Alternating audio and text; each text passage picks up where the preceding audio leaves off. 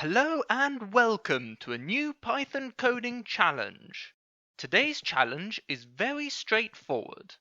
Take a string of 10 twos and split it so as to place two multiplication signs inside it. So in this case, we have 2 times 2 times 22,222,222. This is equal to 88,888,888. Your task is simple. Calculate the position of the two multiplication signs so as to maximize the result.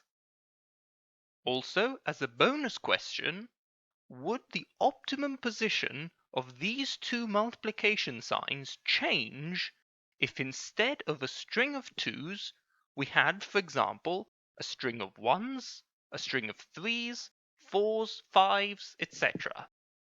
I'll leave it up to you now to tackle this challenge, and remember, if you need any help, then write out your questions in the comments below. I've also left a link to my Python tutorial series and previous coding challenges if you need to revise any topics, so don't forget to check those out too if needed. As always, make sure to subscribe so you don't miss the solution.